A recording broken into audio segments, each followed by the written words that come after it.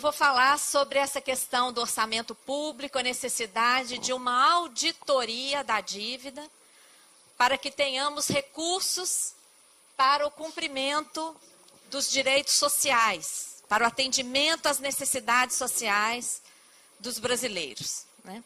Mas eu queria começar essa abordagem a partir de uma brevíssima análise da conjuntura internacional, principalmente da conjuntura financeira internacional.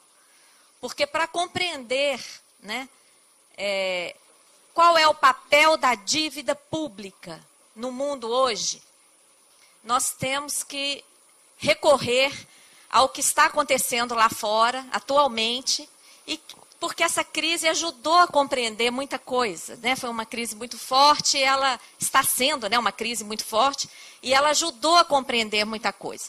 Então, eu vou começar a partir de uma breve conjuntura das finanças, né, internacionais, porque a crise está marcada por uma crise da dívida dos países mais ricos do mundo, e a partir daí a gente entra na análise da situação do endividamento brasileiro. Bom, todos têm ouvido, acompanhado nos jornais, que nós vivemos uma grande crise financeira, mas essa crise não é só financeira, né?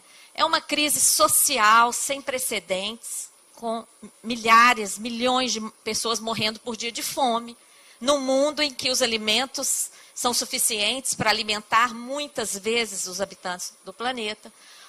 Uma crise alimentar, porque os alimentos passaram a ser motivo de especulação nas bolsas, não é? Uma crise ambiental, agora é o próprio planeta que nos coloca a urgência de refletir sobre esse modelo econômico, que não tem limites para explorar as pessoas, para explorar as riquezas do planeta e tudo mais. E tudo isso é decorrente de uma crise de valores, porque se houvesse respeito pela natureza, respeito pelas pessoas, né? Respeito pelos outros seres que coabitam este planeta conosco, o mundo não estaria como está, né? Então é uma crise de valores, e essa crise ela vem exacerbada por um grande poder de um ente chamado mercado. Quem é esse mercado, né? Nós vamos, durante a palestra, dar alguns dados que nos permitem identificar algumas coisas. E mais, um grande poder da mídia.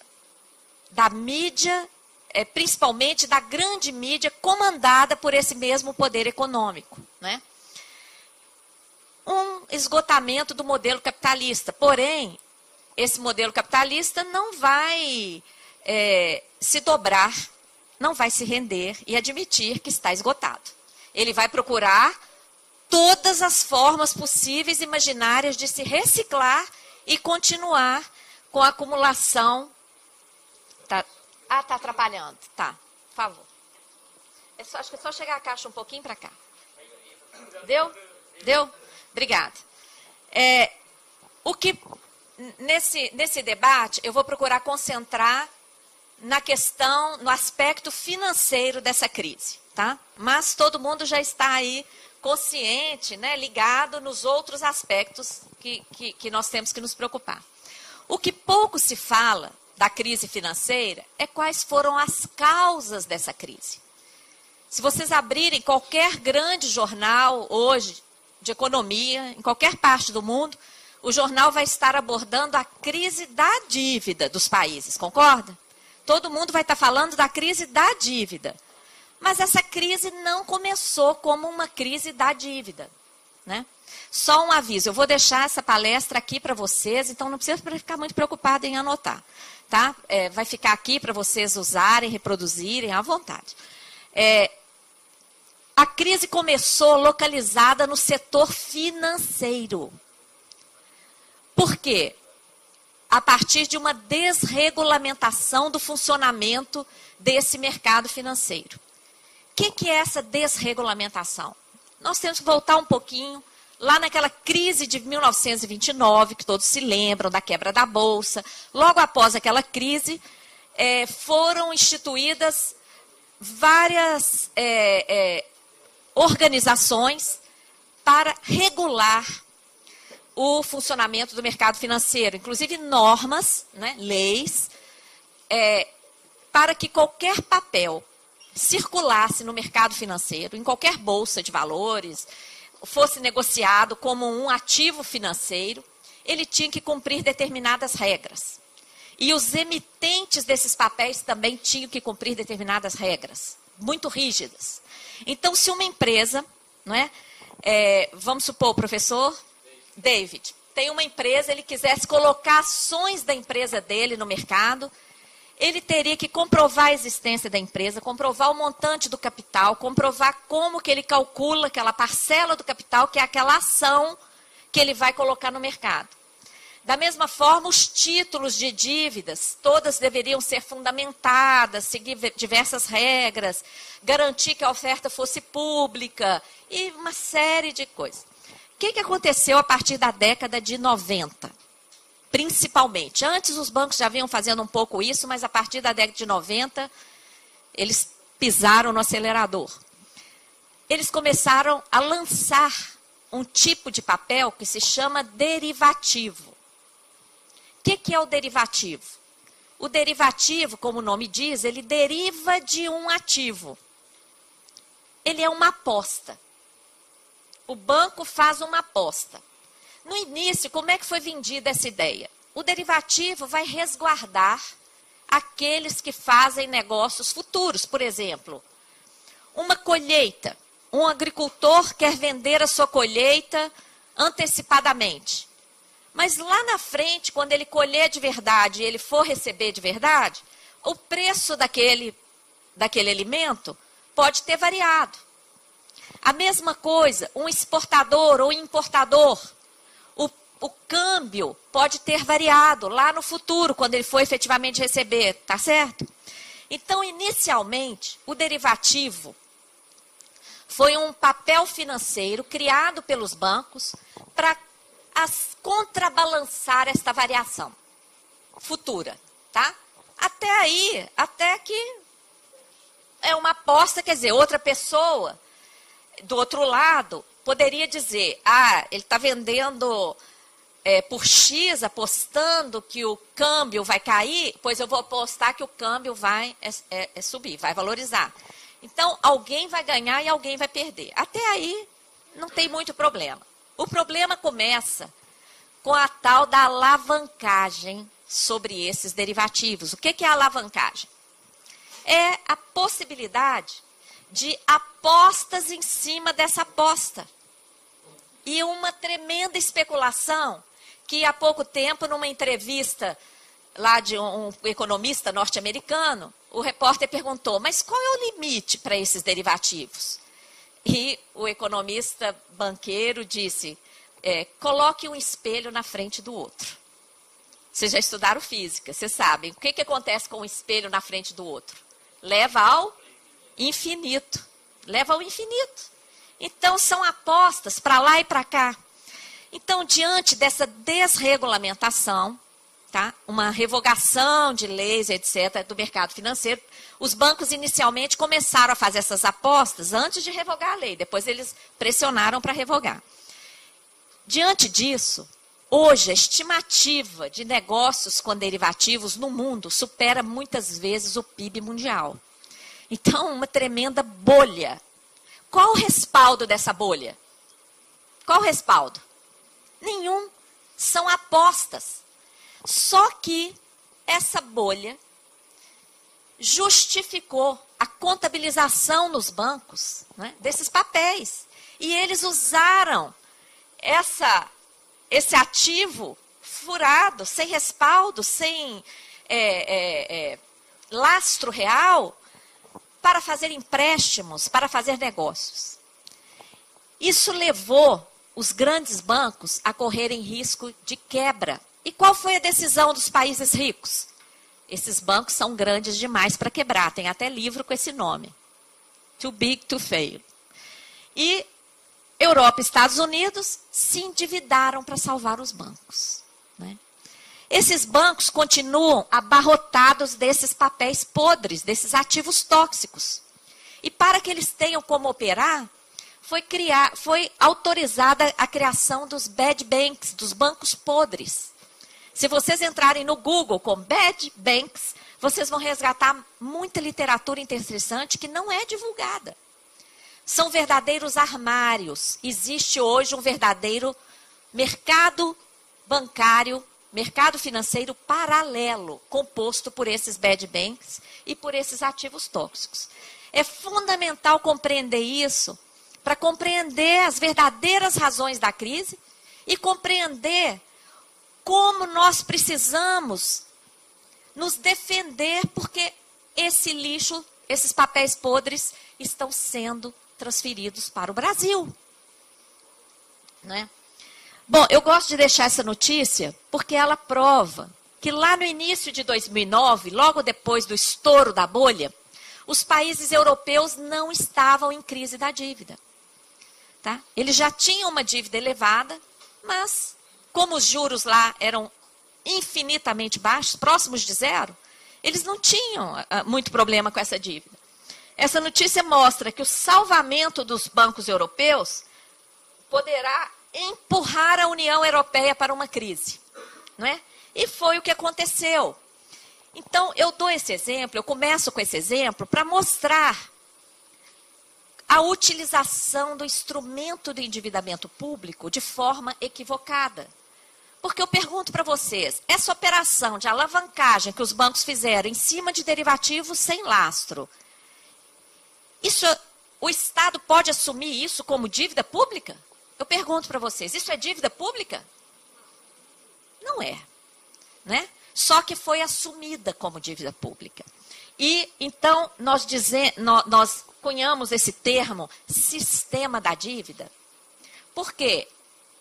Essa operação se deu, não foi por uma mera decisão deslocada de todo um sistema econômico em que o setor financeiro tem um super poder, um sistema político em que os políticos, em grande parte, têm as suas campanhas financiadas por esse setor financeiro e todo um esquema econômico, financeiro. Então, é um sistema, não é uma decisão isolada, tomar uma dívida. Não é. É todo um sistema interligado. Esse dado aqui, que essa tabela está, inclusive, reproduzida nesse folheto que eu distribuí para vocês, porque ficou muita informação na tela, é o resultado de uma auditoria inédita feita pelo Departamento de Contabilidade Governamental nos Estados Unidos. Ela mostrou que o Fed, o Banco Central norte-americano, injetou mais de 16 trilhões de dólares nos bancos. 16 trilhões, gente, de dólares é uma cifra superior ao PIB norte-americano. O PIB norte-americano, 14,5 trilhões, mais ou menos. É muito dinheiro. Só o Citigroup recebeu 2,5 trilhões. Isso dá uma pista do tamanho da bolha que estava alojada nesses bancos, né? E eu deixo aqui também para estimulá-los a estudar e ver quem está comandando o mundo, né? Por que o mundo está tomando essa direção de financeirização? 3 acadêmicos, o mais popular é o professor Battiston. Inclusive, se vocês entrarem no Google com Battiston 2011, vocês vão resgatar todo o estudo que ele fez com um grupo de estudantes. Eles pesquisaram nada menos que 43 mil maiores empresas. Ao investigar essas 43 mil maiores empresas, eles detectaram 1 milhão de ligações de propriedades. E foram segregando a pesquisa para encontrar quem controlava quem tinha o controle dessas grandes empresas. Encontraram que 75% do core, que é o coração, que é o núcleo dessas empresas, eram entidades financeiras. 75% da propriedade dessas eram 147 empresas nas mãos de empresas desse centro, desse núcleo. Pouco mais de 50 empresas do setor financeiro detém o controle desse núcleo. Então, são 50 empresas financeiras comandando os negócios no mundo. E quando a gente vai olhar o nome, vocês conseguem ler aqui? Ó, olha o segundo. E olha aí nessa lista. Estão todos nessa lista aí que receberam dinheiro. Então, vocês estão vendo? Quem está controlando os negócios no mundo estão aí nessa onda dos derivativos. E por isso é que eles colocam as principais nações do mundo de joelhos para injetar recursos. Agora, qual tem sido a consequência? Depois que essa crise financeira localizada nos bancos foi transferida e se transformou numa crise da dívida sem precedentes no continente europeu e nos Estados Unidos. Quais são as medidas adotadas? Medidas de austeridade fiscal. O que é isso? Corte de gastos sociais, congelamento e redução de salários, demissões em massa. Eu tive a oportunidade de ir à Grécia em maio do ano passado. O movimento mais atuante era o movimento das mulheres. Porque a primeira medida de austeridade foi demitir as mulheres.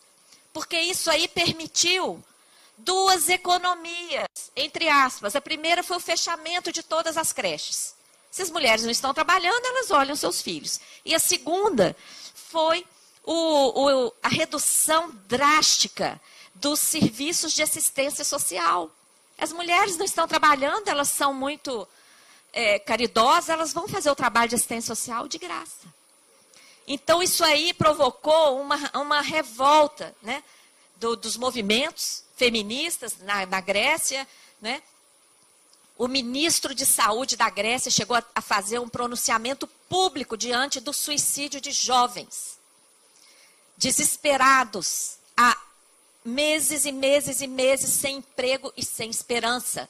E ainda sofrendo uma desmoralização inaceitável da grande mídia corrupta, financiada pelo setor financeiro, de que grego não gosta de trabalhar. Então, ainda humilhados, não é? Como fazem, né? Como gostam de fazer. É até bom falar isso, né? Em relação aos brasileiros, povinho. Que mané povinho? Né? Nós temos que parar com isso, né? Parar de contar de reproduzir essas coisas que são criadas para humilhar as pessoas e não encorajá-las para que elas assumam o poder cidadão que cada um tem, não é? E tudo mais. Mas, enfim, essas medidas de austeridade provocaram um drama social na Europa, uma tragédia, pessoas suicidando em praça pública, não é? Mas lá, muita reação popular. O povo está nas ruas, em todas as cidades, protestando.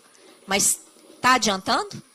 As medidas estão sendo aprovadas. Agora, nós acabamos de assistir uma eleição na França e na Grécia, tentando mudar o rumo do dirigente, né? Vamos ver, vamos acompanhar. Muitas iniciativas populares, inclusive da Auditoria Cidadã.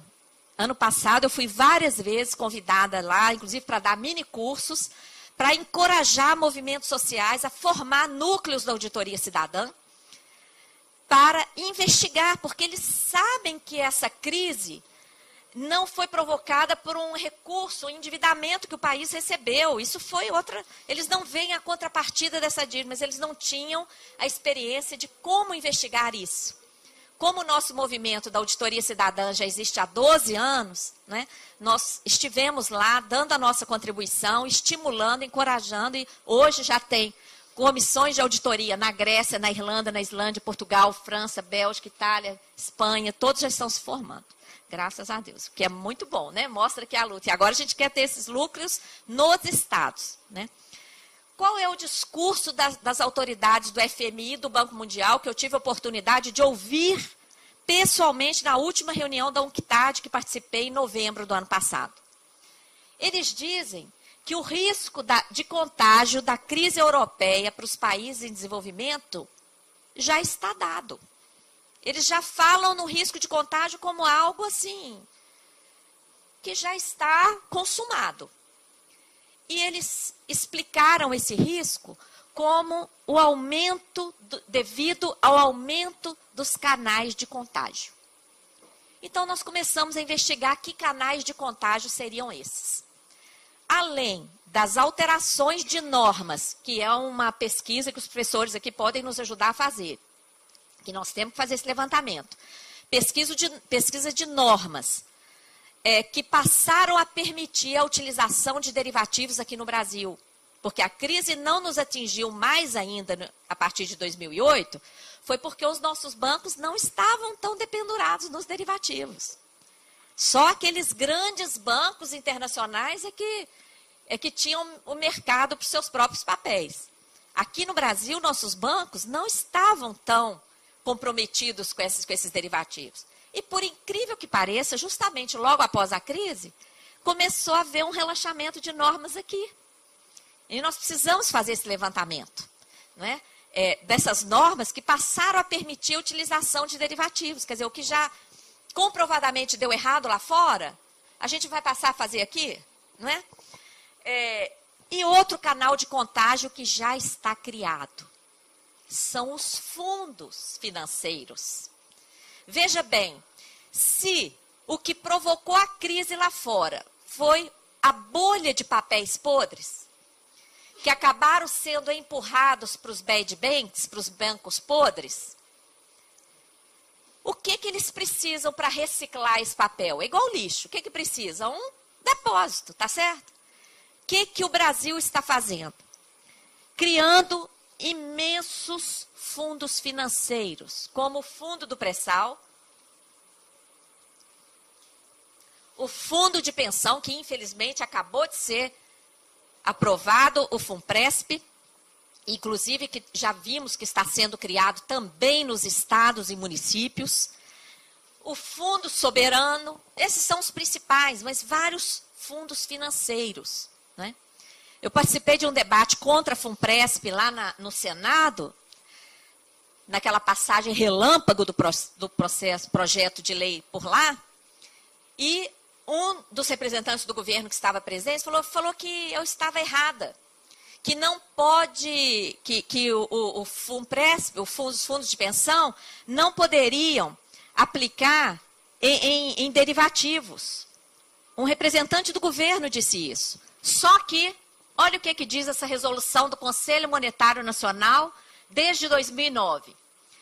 Ele trata dos investimentos das entidades fechadas de previdência complementar, que é o caso da FUNPRESP. A FPS, que é a entidade fechada de previdência complementar, pode realizar operações com derivativo. É norma, pode. Sabe? Então, vocês imaginem, principalmente considerando que a modalidade do FUNPRESP é de contribuição definida, ponto. Não fala, o benefício vai depender do mercado. O que vocês acham? O risco que nós estamos correndo? De levarmos a nossa contribuição, o governo pagar a sua contribuição, porque está provado que o FUNPRESP vai aumentar o gasto governamental, e no final, era tudo papel podre. Não tem nada a pagar de aposentadoria para você. Né? Outro risco. Só uma curiosidade também relativa à questão do FUNPRESP. De onde vem essa proposta? Né? Vem do Fundo Monetário Internacional. Nós encontramos uma carta de 98 que trata da criação de contas individuais para os participantes, tanto do setor privado como do setor público, e trata ainda de vários gatilhos automáticos serão embutidos para aumentar as alíquotas das contribuições em caso de desequilíbrios financeiros. O projeto de lei não colocou dessa forma, de gatilhos automáticos para aumentar a contribuição, porque talvez isso aí levantaria mais reações contrárias ao projeto. O que constou do projeto? A contribuição será revista sempre que é necessário. Mas é a mesma coisa, né? Para bom entendedor, né? Bom, nós sabemos das armadilhas do fundo de pensão que está quebrando no mundo inteiro, principalmente agora a partir da crise, quebrando em vários países na Argentina, né? Já tinha quebrado lá atrás, agora a Previdência Pública foi novamente estatizada na Argentina, nos Estados Unidos, na Europa, até a OCDE advertiu sobre o risco de quebra, né? Nós sabemos que previdência é sinônimo de segurança. Não tem nem lógica semântica colocar nossa previdência em aplicações de risco. Não é? Tem alguma coisa por trás disso, né? E em relação ao Fundo Social do Pré-Sal, grande propaganda tem sido feita em relação ao Fundo Social. Inclusive, isso aí serviu para acomodar um pouco as reações de ambientalistas em relação ao risco de exploração do pré-sal, né? Porque criaram esse fundo com a promessa de vir arrecadar trilhões. E os recursos seriam investidos em educação, cultura, esporte, saúde, ciência e tecnologia, meio ambiente, mudanças contra as mudanças climáticas, quer dizer, tudo que todo mundo apoia. Porém, o que diz o artigo 50 da mesma lei? Os investimentos e aplicações do Fundo Social serão destinados preferencialmente a ativos no exterior. E quais são os ativos que estão abundantes no exterior? Os derivativos, os ativos tóxicos, podres, que estão lá nos bad banks. E o artigo 51, o que diz? Os recursos do Fundo Social para aplicação nos programas e projetos a que se refere o artigo 47, deverão, não é poderão não, deverão ser os resultantes do retorno do capital. Então, os bilhões que o Fundo Social vai acolher, a esses recursos reais, não irão direto para as áreas para as quais ele foi criado. Eles vão dar uma voltinha, vão se transformar em papéis e somente o rendimento desses papéis deverá ser aplicado, né, no fundo. Se houver, muito bem lembrado. Eu estou vendo pessoas de pé e tem cadeiras lá no fundo. Se o pessoal do fundo ajudar e mandar essas cadeiras que estão lá, pode botar mais cadeira aqui, ó. Senta ali. Enquanto isso, eu tomo água.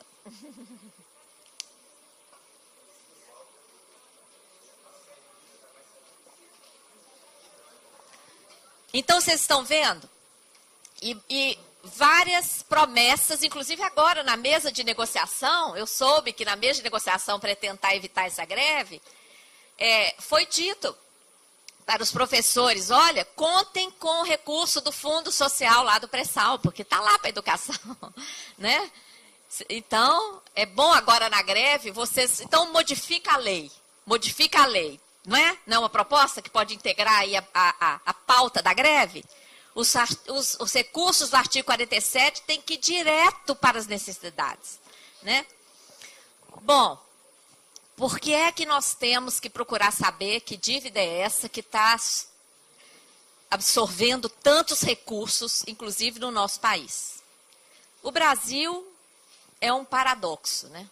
O Brasil não é qualquer país. O Brasil, apesar de 512 anos de espoliação de nossas riquezas, ainda é, atualmente, o 6º país mais rico do mundo, né? Riqueza, não só riquezas naturais, né? Ontem, até no debate à noite, foi levantada a riqueza do povo brasileiro, a solidariedade do brasileiro, a riqueza interior que o brasileiro tem, que é um povo não chegado a guerras, né? É um povo, ao contrário, amigável por natureza, né? Ele bateu o olho na pessoa, já virou amigo, não é assim? E, enfim, falamos a mesma língua. Olha a riqueza. Gente, eu estive na Bélgica em dezembro. Uma dificuldade para organizar um debate assim. Um país minúsculo, 4 línguas, as pessoas não se comunicam. E é outra índole. Já sabe que é da outra região, já olha, já é inimigo, é o contrário. já começa a brigar. Né? Então, essa nossa riqueza, não é? Nós temos que considerar isso e levantar nossa autoestima e botar nossa cidadania em exercício para resgatar o nosso país. Porque, olha só, se esses dados aqui, esses dados não combinam. Nós somos o 6º país mais rico do mundo e somos o 3º pior do mundo em distribuição de renda. Ou seja, nós somos quase o campeão mundial em injustiça social. De acordo com o relatório publicado pela ONU, que mede o IDH, Índice de Desenvolvimento Humano, o Brasil está na 84ª posição no ranking do respeito aos direitos humanos. Eu pergunto a vocês, isso aqui tem alguma coisa errada, não tem? Não pode, a 6ª economia mundial, né? Hoje cedo eu estava vendo a tragédia das populações aqui, sacrificadas pelas enchentes. Gente, aquilo é revoltante pensar, não só por causa das enchentes, não, mas a enchente permitiu ver a qualidade da moradia daquelas pessoas. Como aquelas pessoas estão vivendo. No 6º país mais rico do mundo. Nós não podemos ficar parados diante disso. Nós temos que fazer alguma coisa. No Brasil, vocês acham que o governo e o próprio povo admite que nós já temos uma crise da dívida? Vocês acham? Pode responder. Não admitem. Mas então, por que é que nós temos que destinar quase a metade do orçamento da União para pagar a dívida? Se a dívida não é problema. Por que que nós temos os juros mais elevados do mundo? A notícia, domingo, era que a Espanha, que está quebrada, dívida de 400% do PIB, desemprego recorde superior a 50%, a Espanha estava caminhando por uma taxa de juros perigosa de 6% ao ano. Aqui no Brasil, o governo está comemorando que agora a Selic é 9%. E os juros efetivamente praticados na venda de títulos é de 11%. Estamos em crise ou não? Por que que nós temos a carga tributária mais elevada e regressiva? O que que é regressiva? O pobre paga proporcionalmente mais do que o rico. Porque a carga é concentrada em tributos indiretos e quando a pessoa pobre gasta tudo que ela tem em consumo e ainda passa falta, né? Ela então paga proporcionalmente mais. Tem um estudo importante do IPEA sobre isso. Não temos o devido retorno em bens e serviços públicos, não é? Porque o dinheiro está indo para pagar a dívida. Contingenciamento de gastos sociais, congelamento de salários do setor público, está lá o PL 549. Prioridade para metas de superávit, metas de inflação, acima de tudo. Né? Reformas neoliberais continuamente, previdência, privatizações. Dilma acabou de privatizar aeroportos, a previdência do setor público. Os postos, até do pré-sal, foram leiloados por Lula. Isso é privatização. Né? Ausência de controle de capitais, liberdade de movimentação de capitais. Todos esses itens têm que ser vistos como mecanismos do tal sistema da dívida. Tudo isso aqui está relacionado com o privilégio da dívida. Não é? Como a gente vai tentar colocar rapidamente. Esse gráfico do orçamento da União, ele escancara, né? Que a dívida é um problema, é o problema do Brasil. Não é? Como dizia o Leonel Brizola. Ele dizia que o problema não é um dos problemas do Brasil. A dívida é o problema do Brasil. E esse quadro mostra o orçamento da União executado em 2011. Foi o que foi efetivamente gasto. Para juros e amortizações da dívida, foram 45,05%. Quanto foi para a educação, gente? Quanto? 2,99. Aqui. 2,99. Para a saúde, 4,07. Para ciência e tecnologia, mola mestra aí do verdadeiro desenvolvimento, né? 0,32. Né? Saneamento, 0,02. Habitação. Quanto aparece aí para habitação? Zero. Zero. E qual foi o principal programa da campanha eleitoral? E como é que aparece com zero? Porque sabe como é que funciona esse programa? Esse programa é endividando a população. Entendeu? A população se endividando com o setor financeiro para viabilizar. Não é? Cultura, que é importantíssimo, porque história se aprende através da cultura, não é? Quanto? 0,04, quase nada, né? Então, olha, por que tem todo esse ataque contra a Previdência? Todos os dias a grande mídia repete naquela retórica, né, que tem déficit, que não existe déficit, né? Nós sabemos que não existe, mas a imprensa, grande mídia, todo dia, rombo, déficit da Previdência. Por que eles fazem isso? Porque a Previdência ainda tem 22%, porque atende a 80 milhões de brasileiros. Então, onde ainda tem recurso para absorver? Aqui. Então, ataques na Previdência, né? Diante desses dados, né, nós temos que falar um pouquinho. Mas peraí, que dívida é essa? Como é que chegamos a esse ponto? Então, temos que entender que dívida é essa. Essas informações que agora eu vou falar decorrem de um acesso a dados que nós tivemos por ocasião da CPI da dívida, realizada na Câmara dos Deputados em 2009, terminou em maio de 2010. Vocês tinham conhecimento dessa CPI? Engraçado, né? A grande mídia fala 24 horas por dia na CPI do Cachoeira, né? Não falou uma linha da CPI da dívida. Por que será? Né? Temos que refletir sobre isso. A dívida externa atual está em 402 bilhões de dólares. Muita gente acredita que a dívida acabou depois que Lula fez o pagamento ao FMI. Não acabou.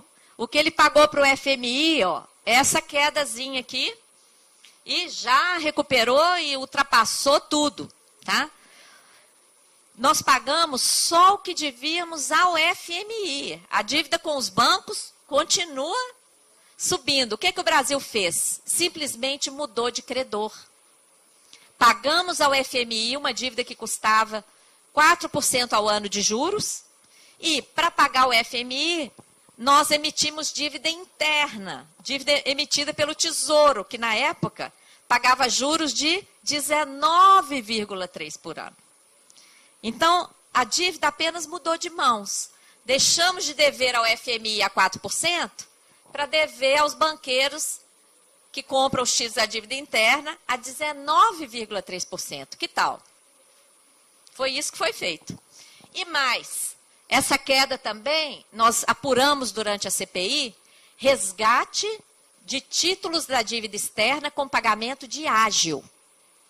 Eu pergunto para vocês, quando vocês fazem o pagamento de uma conta antecipadamente, vocês vão lá pedir o quê? Desconto. Se não tiver desconto, não vale a pena, né? Pois desde 2004 o Brasil está fazendo resgate, desde 2005, resgate antecipado com pagamento de ágio que chegou, sabe a quanto? 70% do valor nominal. Na época da CPI, isso foi questionado. E qual a resposta?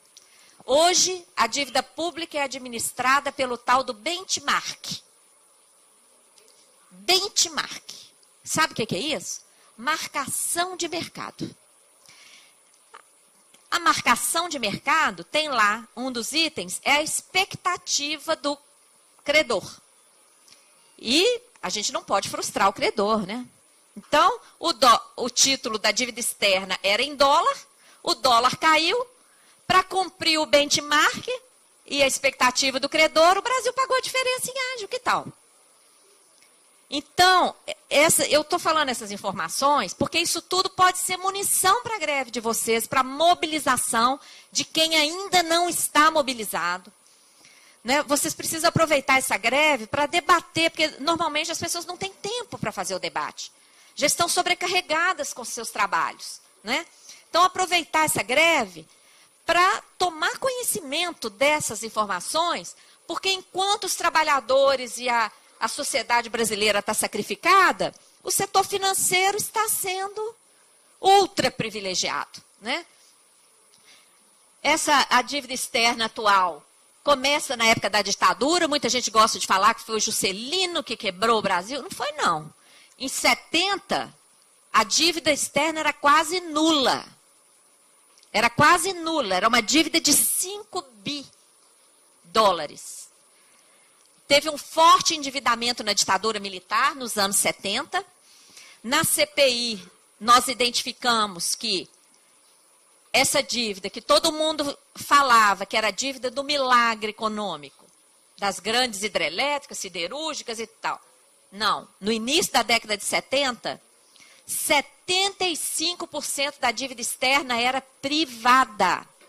Era dívida de bancos e de multinacionais instaladas no país. O que aconteceu depois? Os próprios bancos credores elevaram as taxas de juros de 5% a mais de 20% ao ano. Provocaram uma crise. Diante da crise, FMI tem que vir ajudar. Foi assim que o FMI entrou no Brasil. Uma crise provocada pelos próprios bancos que antes haviam emprestado, haviam seduzido o país a assumir empréstimos. Tá? Tudo isso, na década de 80, essas dívidas, tanto do setor público como do setor privado, foram transferidas para o Banco Central do Brasil. Vocês sabiam disso? Nós tivemos acesso a esses acordos na CPI. E depois, isso significou uma estatização de dívidas privadas. A década de 80 ela é conhecida como a década perdida, porque essa crise, toda essa transferência de dívidas para o setor público, junto com a interferência do FMI aqui, amarrou o nosso país, não é? Há uma suspeita de que essa dívida externa tenha prescrito em 92. Isso é um capítulo que ainda tem que ser investigado. Uma comissão, na época, quem participava dessa comissão, Armínio Fraga, que lá na frente virou presidente do Banco Central, Murilo Portugal, que lá na frente virou secretário do Tesouro, depois virou diretor do FMI, agora é presidente da FEBRABAN. E participava Pedro Malan, que depois foi ministro da Fazenda. Armínio Fraga, Pedro Malan, Murilo Portugal, e hoje está no Banco Mundial. Só assim, gente, né? Muito. Em 92, existe uma suspeita de que essa dívida externa, bem aqui, ó, 92, aqui, que ela tenha prescrito. Tá? Há dados que nós começamos a investigar que os próprios bancos internacionais tinham dado baixa nos seus balanços. Tem alguém da contabilidade aqui? Aí, o que acontece quando alguém dá baixa de alguma coisa no seu balanço? Isso simplesmente não existe. Deu baixa. É igual um bem. Depreciou, deu baixa. O que é aquilo? Nulo, zerou.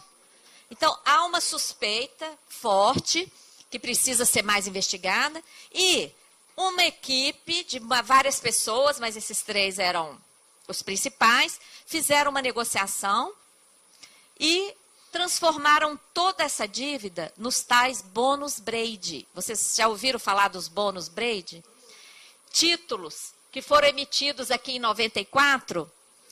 Essa emissão foi feita em Luxemburgo, porque eram papéis que não respeitavam aquelas normas que vinham vigentes desde a crise de 29, toda aquela normatização que foi feita, esses títulos, Brady, não atendiam aquela normatização. Por quê? Foi feita uma troca direta, não foi feita oferta pública. Ou seja, se a gente fizer depois o minicurso aqui, nós vamos trazer até documentos para mostrar, porque é uma história muito triste. E aí, esses bônus Brady, crimes de lesa pátria, inclusive várias comissões do Congresso Nacional, na década de 80, os relatórios estão na nossa página na internet, porque isso estava desaparecido, e a CPI possibilitou acesso a esses relatórios. Vocês podem acessar, principalmente os jovens, acessem o relatório na página da Auditoria Cidadã e leiam, porque aí falam de toda essa situação. O que aconteceu com esses bônus Brady? Eles serviram de moeda para comprar nossas empresas no processo de privatizações. Tá? E a dívida continua. A dívida que tinha sido contraída para construir as nossas empresas, essa continuou se reciclando e transformando em dívida interna. E essa mesma dívida os títulos serviram para comprar nossas empresas. Tá? Bom, é uma história que a gente, se tiver mais tempo, depois entra em detalhes. E a chamada dívida interna? A dívida interna não é interna, né? Porque quem compra os títulos, inclusive, são bancos estrangeiros. Então, essa denominação interna também, nós temos que ficar atentos, porque às vezes isso aí, muita gente entende que a dívida é nossa, porque é interna. Não é assim. Ela explode a partir do plano real, né? E é uma dívida que nós tentamos pesquisar a contrapartida dela. Tem cadeira aqui, ó. A contrapartida dela, e a contrapartida são mecanismos meramente financeiros, é juros sobre juros, sem contrapartida real. É uma dívida que foi crescendo assim como agora, para acumular reservas. A gente aceita a entrada de dólares, o Banco Central fica com os dólares, compra título da dívida americana, que não vai render quase nada, e emite dívida para enxugar esses dólares. Ora, isso, mais uma vez, não pode ser considerado dívida pública. Dívida do PROES, do PROER, de salvamento dos bancos aqui no Brasil, isso tudo virou dívida. Tá? Então, nós temos que investigar, porque a dívida interna já supera 2,5 trilhões. 2,5 trilhões de reais. Bom, aqui uma informação recente. Vocês estão vendo a grande propaganda que a Selic caiu para 9%. Só que a gente acompanha, nós entramos lá no site do Tesouro e verificamos por quanto que os títulos estão realmente sendo leiloados. E verificamos que no dia que a Selic caiu para 9%, o Tesouro vendeu os títulos a 10,78%. 20% acima. O que você acha? O seu salário é 5 mil? Não, vou te pagar 20% a mais. Que tal? Né? É assim, o mercado financeiro não precisa fazer greve, não. Aliás, tem um artigo lá na nossa página, viu? Que eu publiquei há pouco tempo, escrito assim, corrupto não faz greve. Eu acho que vocês podiam divulgá-lo aí durante a greve, porque corrupto não precisa fazer greve, né? Então, por que isso aqui acontece? Por que isso aqui acontece? Como é que ocorre a venda dos títulos pelo Tesouro Nacional? A primeira venda, o Tesouro emite os títulos, hoje em dia é virtual, não tem mais aquele papelzinho, mas é como se fosse uma nota, né, para a gente materializar, para as pessoas entenderem bem.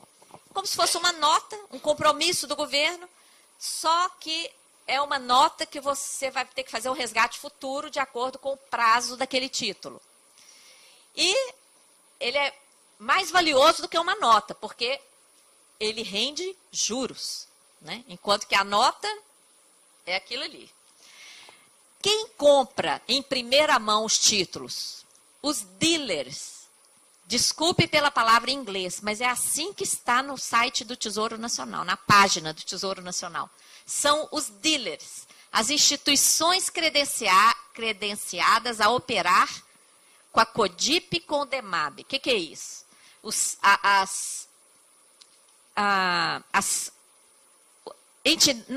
setores do Tesouro Nacional e do Banco Central que vendem os títulos.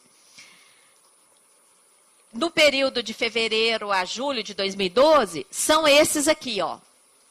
Vocês conseguem ler aí? Bradesco, BTG, Citibank, Morgan. Olha só. Então, por que se a taxa básica era 9, por que o Tesouro teve que vender por 10,78, 20% acima?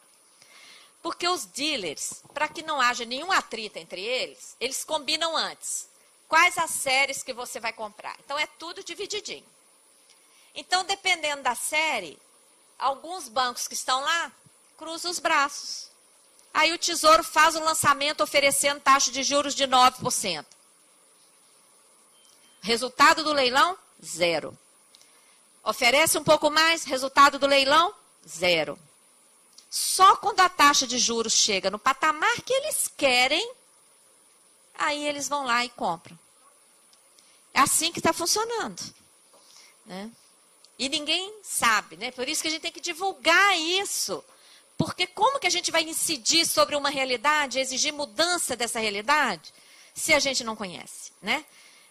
Em números, em dezembro de 2011, a dívida externa estava em 402 bilhões de dólares, a interna em 2,5 trilhões, ou seja, a dívida brasileira em 3,2 trilhões, ou 78% do PIB.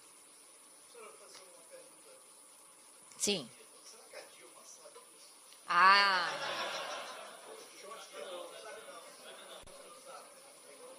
Olha, eu espero que ela saiba. Agora, nós temos que estar atentos para os artifícios criados para divulgar esses números. Primeiro, a dívida líquida.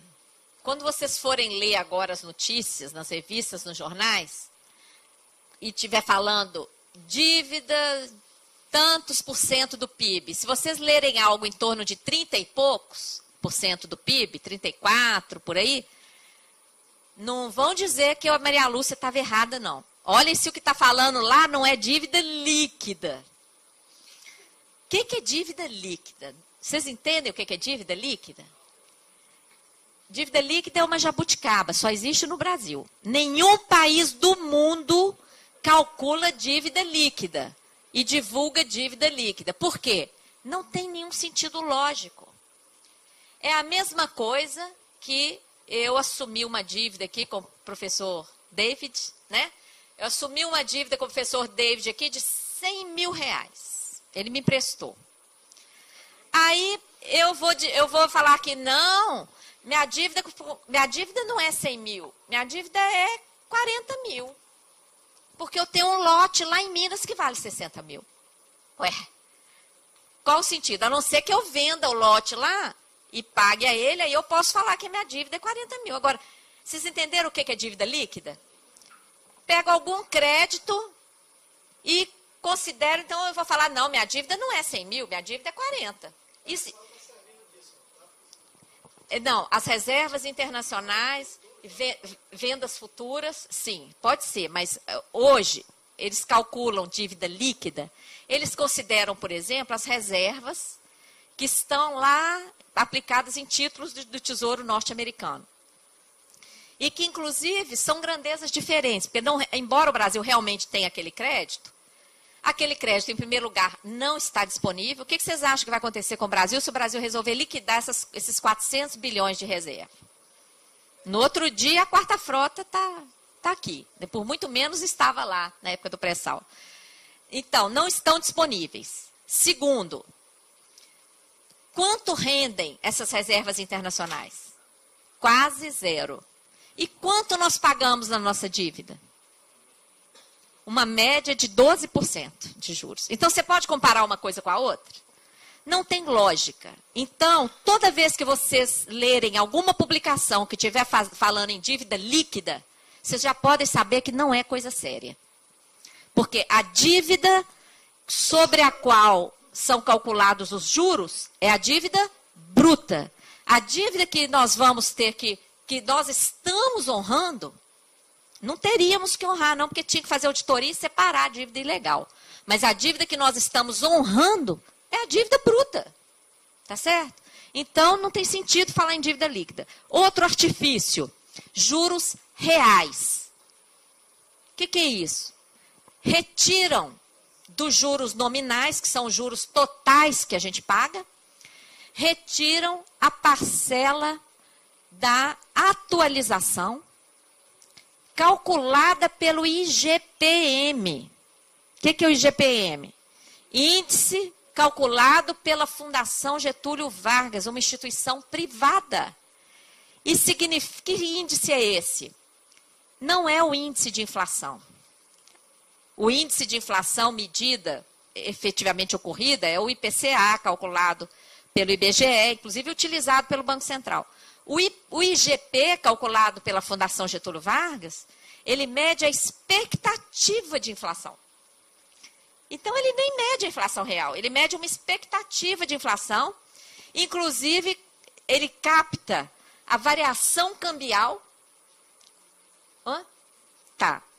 Ele capta a variação cambial, então, é uma ficção, E essa atualização calculada pelo IGPM, ela é retirada do cálculo. Então, quando eles divulgam quanto gastou com juros, fica uma importância muito mais palatável, né? As pessoas não se assustam, porque já tirou ali a atualização. E como é que o Tesouro está contabilizando essa atualização medida pelo IGP? Está contabilizando não como juros, parte dos juros nominais. Está contabilizando como amortização. Alguém aqui que já fez uma dívida sabe disso. Atualização é o quê? Parte do juro nominal. Não é amortização, né? Outro artifício, tiram a parte da dívida externa privada, quando quem tem que correr atrás dos dólares para quitar a dívida externa, seja pública ou privada, é o setor público. Inclusive, toda dívida externa tem o aval do governo. E outra coisa é a comparação da dívida líquida com o PIB. Isso aí também, eles não chegam nesse 78, eles chegam em 30 e poucos, né? Então, nós temos que estar atentos a esses artifícios. Em relação à dívida dos estados, eu vou passar um pouco rápido, que eu estou fazendo muito comentário hoje, estou demorando aqui. A dívida dos estados está na pauta dos debates. A Câmara dos Deputados criou um grupo de trabalho, várias assembleias legislativas montaram grupos, comissões, em Minas foi uma comissão especial. Um dos folhetos que eu trouxe aí é sobre a dívida dos estados. Essa dívida também começou na ditadura militar. No início, houve um incentivo para o endividamento dos estados nas décadas de 70 e 80. Nós já pontuamos, inclusive, a legislação que trata disso. Depois, lá em 97... houve um refinanciamento da dívida dos estados por essa lei 9496. Além desse refinanciamento, se exigiu que os estados privatizassem os seus patrimônios e saneassem os bancos que seriam privatizados. No caso do Amazonas, olha só a renegociação que foi feita do Amazonas. Uma dívida, em 98, de 120 milhões redondinhos. Eu achei isso aí interessante, redondinho. Tem que resgatar que empréstimo é esse. E a dívida do Estado era 120 milhões, mas o valor refinanciado foi 536 milhões. Por quê? Qual é a diferença? A diferença são 417 milhões de dívidas do PROES. O que foi o PROES? O Programa de Saneamento dos Bancos. Que saneamento foi esse? Será que seriam dívidas privadas? Isso aí a gente tem que investigar, porque isso aí, essa dívida aí do PROES, virou dívida pública que vocês estão pagando. E quem está pagando tem que ter o direito, no mínimo, de saber o que está pagando, né? Que dívida é essa? Atualmente, aquela dívida já virou, vocês estão vendo aqui Amazonas? 2 bilhões e 600 milhões. Já virou esse monstro aí. Apesar dos pagamentos que o Estado faz, tá? Nós fizemos uma simulação com os dados de Minas Gerais. Essa daqui é a dívida ocorrida. Se a União tivesse aplicado os mesmos juros que o BNDES aplica para emprestar para construtoras para fazer obra no exterior, a dívida de 70 bilhões de Minas Gerais não existiria, já teria sido paga. Isso aí é para vocês terem uma ideia das condições desse refinanciamento, né, que não vai dar para entrar em detalhe aqui. Mas eu fico à disposição, uma parte está aí nesse panfleto que a gente distribuiu. Qual o perfil da dívida dos estados? 95% da dívida dos estados é referente à dívida refinanciada pela União. Mas nós temos verificado um aumento assustador dos empréstimos do Banco Mundial. O Banco Mundial está entrando nos estados, nesse período em que o dólar estava baixo, os estados se endividaram com o Banco Mundial e agora o dólar já começou a subir, né? E nós detectamos assessoria do Banco Mundial para a criação de fundos de pensão nos estados. 23 estados manifestaram interesse, o recurso já foi liberado para 18 estados. O que isso aí vai possibilitar, gente? Criação daqueles fundos financeiros nos estados, transferindo a crise para o interior do país. Tá? Tem que estar de olho nisso aí. Bom, está tendo uma grande mobilização em torno da dívida dos estados. E é importante que aqui vocês procurem saber também, porque ó, até a UNALE, a União Nacional das Assembleias Legislativas, está envolvendo. Vários estados convocaram estudos e investigações do Tribunal de Contas. Tem comissão especial em Minas, Espírito Santo, Rio Grande do Sul e outros estados. Seria bom vocês saberem o que está acontecendo aqui com a dívida do estado do Amazonas também. Bom, nós falando assim sobre endividamento, nós precisamos detectar como esse sistema opera, né? Nós já falamos que no modelo econômico, no sistema legal, político, ele usa também a corrupção, claro, não é? Como é que consegue operar e a grande mídia, né, para exercer essa dominação. Em termos de poder econômico, a gente visualiza um poder exacerbado dos bancos privados e do FMI, uma financeirização total da economia, tudo agora é baseado em fundos, em papéis. O setor financeiro provoca as próprias crises, não é? E depois, ele que sai beneficiado das crises, o povo paga a conta, né? Foi assim na década de 80 aqui no nosso continente, agora está sendo assim na Europa, nos Estados Unidos, né? Uma liberdade total para os fluxos de capitais, com direito a sigilo e acesso a paraísos fiscais, onde os lucros desaparecem, os registros desaparecem, não é? E, enfim, uma série de privilégios que garantem a destinação da maioria dos recursos, a ausência de transparência, privatizações, privilégios tributários, controle da grande mídia pelo setor financeiro. Então, o modelo econômico está minado por esse poder. Só para dar um exemplo de atuação, isso aqui eu já falei, o Banco Central enxuga os dólares, né? Vocês lembram, um mês atrás, a Dilma reclamando do tsunami de dólares entrando no Brasil? Esse tsunami entra e vai parar onde? Nos bancos. O Banco Central faz a leitura. Nossa, tem muita moeda em circulação, tem que enxugar, senão vai provocar inflação. Ao invés de tapar e estabelecer o controle, é a mesma coisa que uma enxurrada caindo aqui nessa sala hoje, uma cachoeira caindo aqui, ó, a cachoeira é melhor, bem melhor, né? Uma cachoeira entrando aqui, ao invés de providenciarmos uma lona correndo, vamos tapar a entrada de água. Não, todo mundo pega seus lencinhos de papel, vamos enxugar. não tem, né? É isso que está sendo feito. E aí, enxuga, entra o tsunami entrando, o Banco Central enxugando. E como é que o Banco Central enxuga? Ele entrega título da dívida brasileira, que paga os maiores juros do mundo. Então, o dólar, papel sem lastro, hoje já está provado isso, impresso à vontade, que foi entregue quanto para os bancos? 16 trilhões foram entregues diretamente pelo FED para os bancos. Esses dólares entram aqui no Brasil e são trocados por título da dívida brasileira que paga o maior juro do mundo. Isso é dívida pública, gente? Isso pode ser considerado dívida pública que nós todos estamos pagando? E o que o Banco Central faz com os dólares? Empresta para os Estados Unidos, compra título da dívida americana. Nós estamos financiando os Estados Unidos. A juro quase zero. Qual o resultado disso? Em 2009, prejuízo de 147 bilhões para o Banco Central. Alguém sabia disso? Isso aqui apareceu em alguma mídia?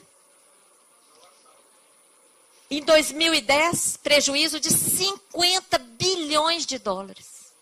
Quem pagou esse prejuízo? Nós, sabe por quê? A lei de responsabilidade fiscal, que bota limite, né? Que inclusive todos vocês já devem ter se deparado com essa lei, porque não tem recurso para isso, para aquilo outro, porque limite da lei de responsabilidade fiscal. Mas essa mesma lei de responsabilidade fiscal não impõe limite algum para a política monetária. Pelo contrário, ela diz o seguinte: o prejuízo, o custo da política monetária, o prejuízo do operacional do Banco Central, deve ser arcado pelo Tesouro Nacional. Aí é que vem para onde vai por que fazem os contingenciamentos? Por que corta? Por que vários projetos não são executados? E mais, enxugou daqui, dali, não deu para pagar? Emite mais dívida para pagar, para cobrir o prejuízo. Esse aqui é só o dado que eu coloquei que prova a evolução das reservas com a evolução das operações de mercado aberto, que são essas operações que o Banco Central faz de ficar com recurso e entregar título para os bancos. Tá? Como opera esse sistema no aspecto legal? Desde a Constituição Federal, os privilégios já estão instalados.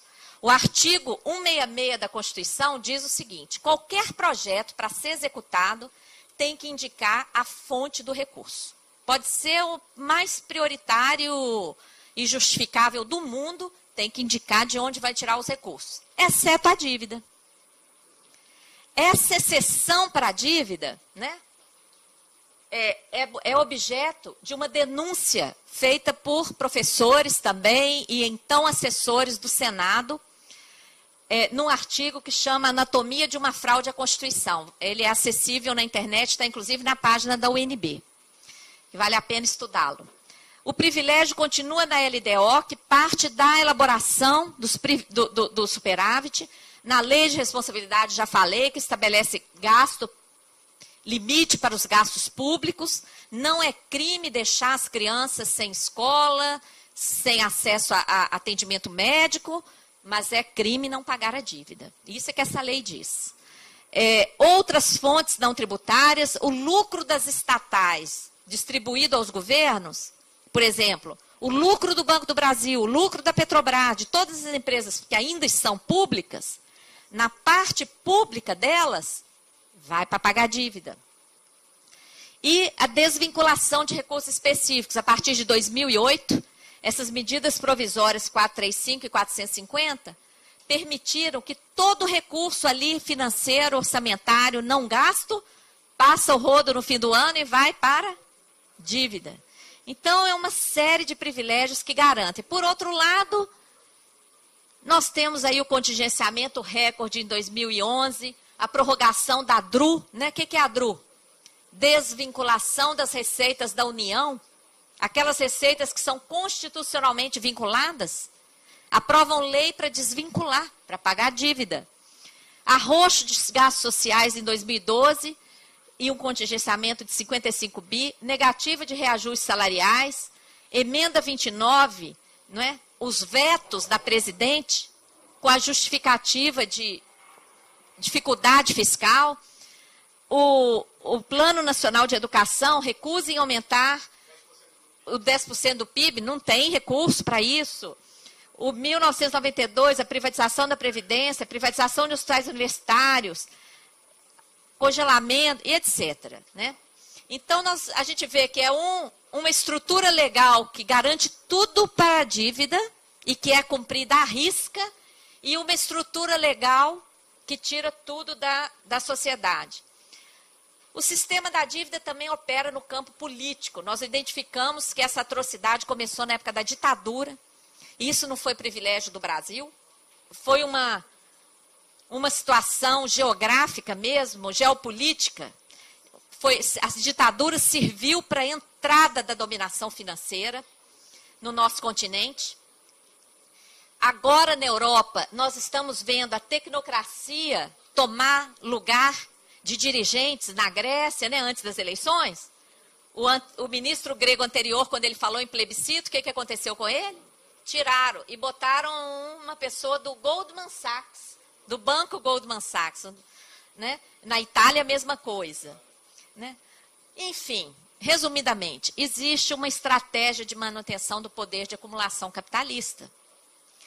Como é que essa estratégia funciona? Ao mesmo tempo que garante lucros para o alto setor empresarial e financeiro, que financia campanhas eleitorais e financia a corrupção, porque, afinal de contas, quem financia a corrupção? Quem, né? Só se fala de corruptos, mas quem financia? Né? O extremo poder da mídia ligado ao grande capital, porém, uma ilusória distribuição de riqueza para manter o povão anestesiado. Como é que isso funciona no nosso país? Com Bolsa Família, com pífios reajustes para o salário mínimo, com acesso a produtos baratos, né? Quem nunca conseguiu ter um liquidificador, agora tem, acha que a vida melhorou muito. Acesso a créditos e financiamentos. Está todo mundo endividado, não é? Todo mundo endividado, a plateia fica alvoroçada. Quem ganha e quem perde. É isso aí. Bom, quem ganha e quem perde com essa estratégia, né? Vamos ver quem ganha e quem perde. De um lado, os banqueiros, do outro lado, os trabalhadores, né? Bom, enquanto aquele outro gráfico mostra o retrato do orçamento da União em 2011, esse gráfico aqui mostra a evolução dos gastos desde o Plano Real, desde 95. Vocês estão vendo a linha azul aqui embaixo, educação e cultura? Dá para ver? Ó, quase não variou. Olha aqui, saúde e saneamento. Pessoal e encargos. Ó, aqui estão os salários e os encargos. Previdência e assistência social. E a dívida? Eu tinha que crescer mais para. Olha só. Agora, olha que interessante. Qual foi a grande propaganda do Plano Real, inclusive que justificou aquelas medidas que levaram a quebra de indústrias aqui no Brasil e tudo mais, porque não podia reajustar preço. O que era? Não tem inflação, não pode reajustar, certo? Mas a dívida continuou com privilégio de reajuste, olha aqui. Reajuste com base no IGPM. Daquele índice lá, fictício, porque é expectativa de inflação. Pois é, tá? Só de juros nós estamos pagando 1 bi por dia. Vocês conseguem visualizar quanto que é 1 bi? Eu vou tornar a dar o exemplo de ontem. Uma aluna que me ajudou com essa visualização. Ela disse, a gente consegue imaginar um apartamento de 1 milhão, né? Desses bárbaros com varanda, 1 milhão.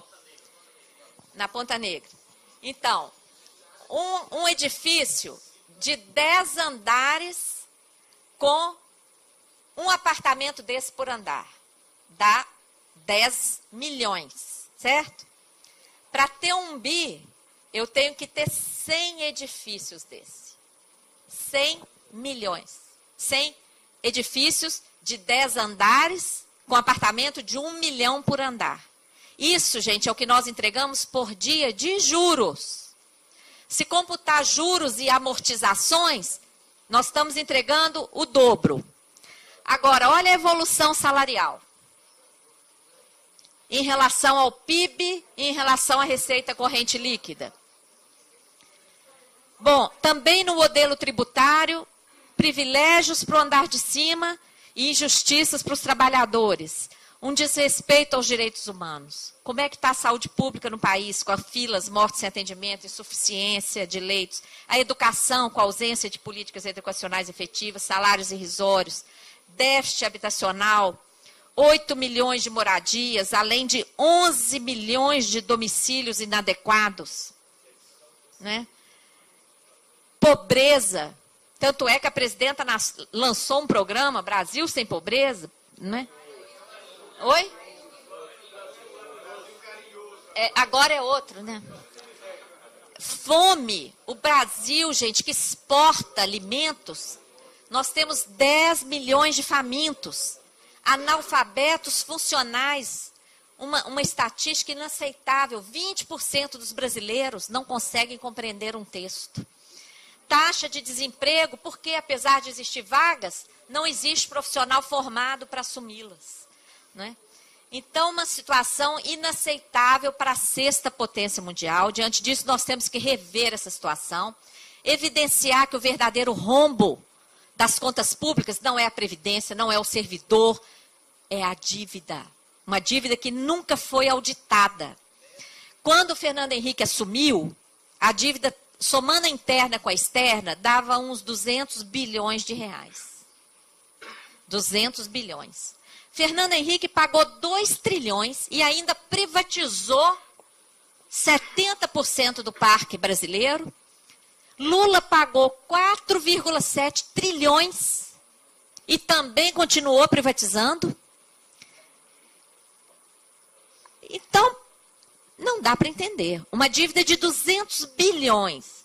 Em 16 anos, pagamos 6,8 trilhões. E agora a dívida ainda está em 3 trilhões? É uma máquina. É uma máquina. E se os cidadãos brasileiros não se importarem, se a gente continuar se distraindo com que a grande mídia nos bombardeia, o que vai acontecer? Isso vai continuar acontecendo, porque para eles está bom demais, concordam? O Equador deu uma lição de soberania ao mundo. Em 2007, o presidente do Equador criou uma comissão para fazer a auditoria da dívida, oficial, a partir de um decreto presidencial. Eu tive a honra de ser nomeada nesse decreto. Fui uma das estrangeiras que ajudou nesse processo lá. A partir do nosso relatório, ele submeteu o nosso trabalho a crivo jurídico, teve o respaldo. Ele, então, em 2009, fez uma proposta soberana de reconhecer no máximo 30% do valor daqueles títulos. Qual o resultado?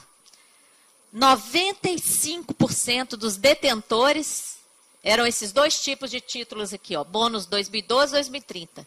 95% dos detentores aceitaram a proposta. Ninguém entrou na justiça contra o Equador. Isso aqui significou anulação de 70% dessa dívida. E um alívio de 7,7 bilhões de dólares para o Equador, que os recursos estão sendo aplicados em saúde e educação. Essa atitude demonstrou que é possível. Ano passado, nós estávamos no seminário no Equador, o presidente nos chamou no palácio para fazer uma reunião, para nos agradecer pessoalmente. Disse, olha, graças ao trabalho, no Equador não tem hoje uma cidade em que não tenha um hospital ou uma escola em construção ou reforma. Rafael Correia. E aí, vocês veem que é possível. Enquanto o mercado Enquanto o mercado acatou isso aqui, o Brasil estava aí, resgatando com ágio, né? Bom, a dívida tem impedido os direitos humanos no Brasil. O que nós queremos são respostas simples. De onde veio essa dívida? Quanto tomamos emprestado e quanto já pagamos? Quem contraiu os empréstimos? Onde foram explicados os recursos? Quem se beneficiou? Né? A única coisa que a gente sabe é que a gente está pagando a conta. A gente não sabe de mais nada. Né? A auditoria está prevista na Constituição Federal. Até hoje não foi realizada. Em 2000 nós fizemos um plebiscito. Muitos aqui devem ter participado. Desse plebiscito, nós entregamos os resultados no Executivo, Legislativo, Judiciário em Brasília. O que aconteceu? Mas aí nós criamos a auditoria cidadã. Cidadã feita por nós cidadãos, para os cidadãos, a partir do esforço de trabalho voluntário, que vai colhendo apoios aqui e ali e resistindo. Todos os nossos trabalhos são publicados na nossa página, abertos. Uma das principais conquistas da nossa luta aqui no Brasil foi a CPI da dívida, que essa não teve, né? Não foi bombardeada pela mídia, né? Ela foi criada em 2008, dezembro, instalada em 2009, iniciativa do Ivan Valente, do PSOL de São Paulo, identificou graves indícios de ilegalidades. Agora, tudo isso está no Ministério Público e nós precisamos da participação social para empurrar e exigir essa apuração.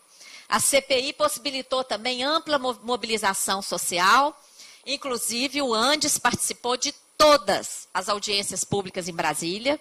Um agradecimento ao Andes, viu? Porque a CPI terminou com 2 relatórios. Um que a gente chama de relatório pizza, feita pelo relator, que era o deputado Pedro Novaes, do PMDB do Maranhão, que depois foi ministro do Turismo, e vocês viram como que ele saiu. E o outro relatório do Ivan Valente.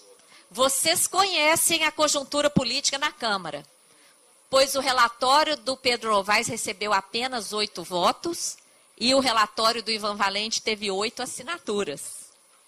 Naquela conjuntura política da Câmara, isso significa uma tremenda vitória, obtida a partir da força da participação dos movimentos sociais que apoiam a auditoria cidadã, que mostraram que a gente não estava sozinho. Não vai dar para falar de tudo que a CPI apurou, aliás, eu já falei muita coisa durante a exposição, mas apenas isso aqui, porque toda vez que um grupo começa a lidar com a questão da dívida, eles falam, ih, vocês vão mexer com a dívida interna é a nossa poupança. Não é. A dívida interna está nas mãos dos bancos nacionais e estrangeiros. Na época da CPI, nem o requerimento que pedia a nominação dos detentores da dívida chegou a ser aprovado. Vamos ver agora com a lei da transparência se a gente consegue isso. Mas o que a gente conseguiu foi, em termos globais, assim, os detentores, bancos nacionais e estrangeiros tinham 55%, isso lá em abril de 2010. Fundos de pensão nacionais e estrangeiros e fundos de investimento nacionais e estrangeiros, 16, 21. Não financeiras, só 8%. Tá? Então, são os bancos que detêm esses títulos, aliás, até porque eles são super rentáveis, eles não vão abrir mão dessa oportunidade. Né? Bom, para concluir, o instrumento do endividamento público foi usurpado pelo setor financeiro. Tá? A nação está submissa aos interesses do mercado, os dealers, que colocam de joelhos mesmo. Né? Metade dos recursos orçamentários sendo transferidos para o pagamento da dívida. As consequências do sacrifício social, exclusão, miséria e, lógico, violência. Né? Hoje, o professor, cadê ele? Abriu aqui. Alcimar abriu aqui falando da violência. Muitas pessoas estão sendo empurradas para a violência por causa das injustiças sociais. Né? Um terrorismo da grande mídia de que não há outro caminho. Fazem parecer difícil com essa massa retórica enganosa de desinformação para que nós acreditemos que é impossível. mudar os rumos. Vocês acham que é impossível? Claro que não é. Claro que não é. E não é tão difícil, né?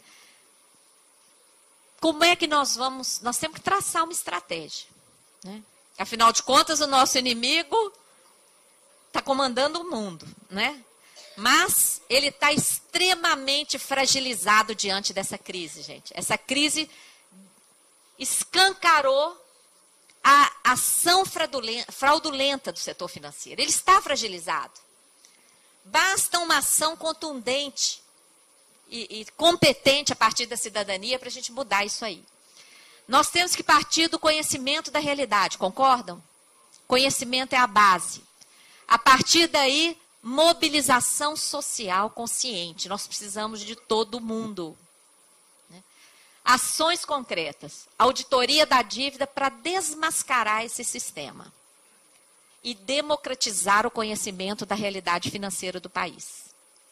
Por isso é que a gente está pedindo a formação de núcleos. Porque todos têm que se sentir protagonistas. Em todas as regiões. Essa luta é uma luta de todos, né? Nós temos que exigir essas investigações do Ministério Público. Isso já está lá há quase 2 anos. Rever a política monetária e fiscal para garantir distribuição de renda, justiça fiscal e social, atender os direitos humanos, transparência, acesso à verdade, né? Essa foto mostra crianças, né, no nosso país, e o dado da ONU é de que 19 mil crianças morrem no mundo todo devido ao custo financeiro da dívida, né? Nós não podemos ficar anestesiados diante disso, né? Eu agradeço, fico à disposição para as perguntas e já deixo aqui um roteirinho.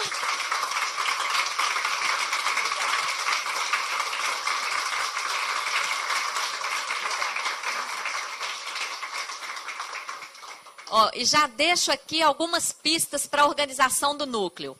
Uma mobilização, realização de eventos, investigações locais, divulgação, tá bom?